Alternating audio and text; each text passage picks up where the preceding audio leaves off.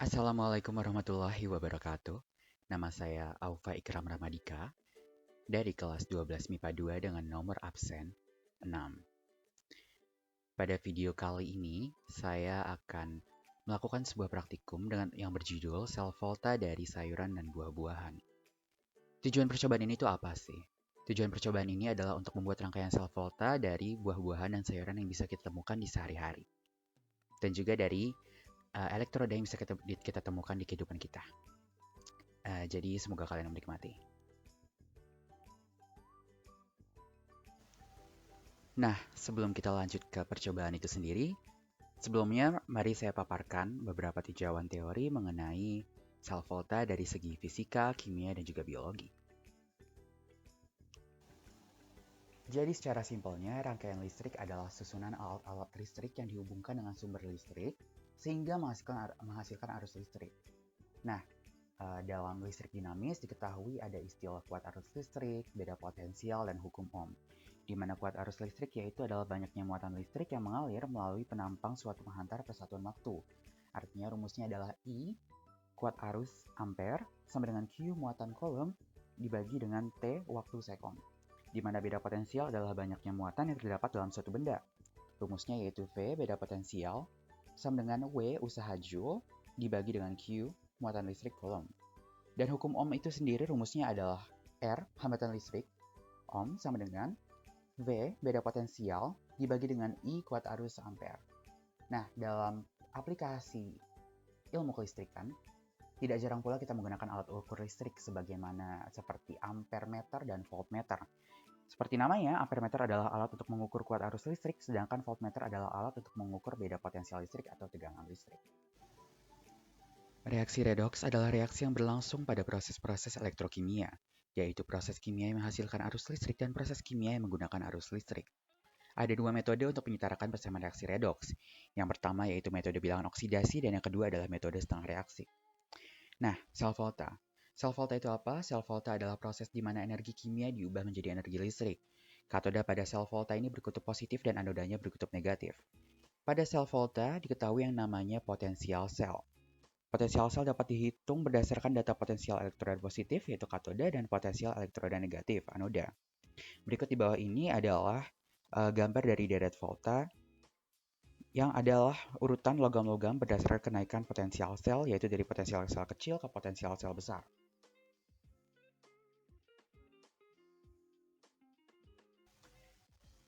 Nah, alasan kenapa kita bisa mendapatkan listrik dari rangkaian buah ini adalah karena dalam buah itu ada elektrolit juga. Sebagaimana yang sudah kita pelajari, elektrolit adalah suatu mineral atau larutan yang dapat menghasilkan banyak ion karena terurai secara sempurna. Jadi apabila buah atau sayur yang kita gunakan itu memiliki tingkat keasaman yang tinggi, maka semakin banyak ion yang dihasilkan, maka semakin tinggi pula, semakin besar pula listrik yang dihasilkan. Nah, alasan mengapa buah mempunyai elektrolit adalah karena adanya protoplasma, di mana sebagian besar terdiri dari air, protein, enzim, zat lemak, karbohidrat, dan garam anorganik atau elektrolit. Oke, jadi kita mulai saja ke eksperimennya. Perlu diketahui bahwa eksperimen saya tidak menghasilkan apapun, atau dalam kata lain, hasilnya adalah gagal, lampunya tidak menyala, dan juga perlu diketahui bahwa saya melakukan banyak banget percobaan dan juga dengan berbagai variabel diubah-ubah, dan ya seperti itu hasilnya tidak menyala. Jadi hasilnya saya spoilerkan dulu di awal, sebelum kita masuk ke cara pengerjaannya. Oke, jadi alat yang saya gunakan itu ada paku baja dan paku besi, lalu ada koin yang 500 dan 1000, lalu ada tembaga, jepit buaya, gunting untuk membuat lubang untuk memasukkan koin, dan lampu 2,5 volt. Untuk bahan, saya menggunakan kentang, lemon, jeruk nipis, dan apel. Oke, untuk caranya yang pertama adalah kita memilih suatu buah dari banyak buah yang sudah disediakan. Lalu kita tusukkan atau masukkan elektroda yang kita inginkan. Misal kita ingin elektroda paku dengan tembaga, berarti kita colokkan saja ke dalam buah tersebut. Lalu setelah dicolokkan atau dimasukkan, kalau misalkan menggunakan koin, maka disambungkan dengan jepit buaya, lalu disambungkan juga ke lampu 2,5 volt tersebut. Lalu kalau misalkan satu belum menyala, berarti ditambah lagi sebagaimana yang saya lakukan di video, tambah lagi dengan rangkaian seri. Kalau untuk saya, mungkin untuk yang lain bisa menggunakan rangkaian paralel, tapi kalau untuk saya menggunakan rangkaian seri dengan harapan agar voltnya bisa terus bertambah. Karena itu ciri-ciri rangkaian seri. Ya, dan seperti yang sudah saya bilang di awal, hasilnya sayang sekali tidak nyala. Untuk analisisnya, saya mempunyai beberapa dugaan, beberapa hipotesis yang mungkin bisa menjelaskan mengapa percobaan ini gagal. Yang pertama yaitu kadar asam, yang kedua itu kabel, yang ketiga itu elektrodanya, dan yang keempat itu adalah lampunya. Nah, yang pertama kadar asamnya. Uh, menurut saya, kemungkinan, hipotesa saya, kadar asam dalam lemon, kentang, jeruk nipis, dan apel yang saya gunakan itu kurang banyak. Elektrolitnya kurang banyak sehingga ion-ion yang dilepaskan pun tidak banyak. Mungkin ada elektrolit tapi mungkin itu elektrolit yang lemah jadinya, tidak jadi elektrolit kuat sama sekali. Dan jadinya makanya lampunya tidak menyala. Makanya menurut saya mungkin kadar asamnya kurang. Mungkin protoplasmanya tidak menghasilkan asam yang cukup banyak. Mungkin ada pengaruhnya juga dari cara dikembangbiakannya, cara dibudidayakannya, mungkin ada pengaruh dari situ juga. Lalu untuk yang hipotesis kedua, untuk kabel mungkin ada masalah di dalam kabelnya.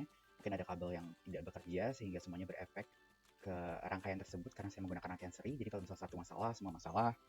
Yang ketiga yang elektroda, saya punya dugaan kalau mungkin saja elektroda yang saya gunakan itu bisa saja berkarat mungkin atau malah kurang kuat kemampuan untuk mengantarkan listriknya. Mungkin misal tembaga yang saya pakai ternyata tembaganya tidak pure tembaga dan tidak mengandung banyak sekali tembaga. Lalu untuk yang keempat yang lampu, dugaan saya adalah lampu tersebut terlalu besar voltnya. Lampu tersebut membutuhkan 2,5 volt dan rangkaian saya sepertinya tidak mampu memberikan begitu banyak. Dari 4 hipotesis atau dugaan tersebut, menurut saya yang paling mungkin itu adalah lampunya.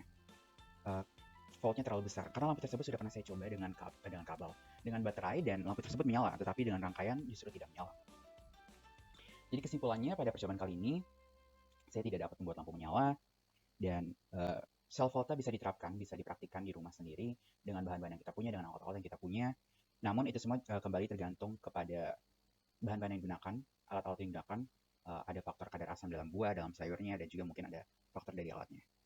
Jadi terima kasih telah menonton. Wassalamualaikum warahmatullahi wabarakatuh.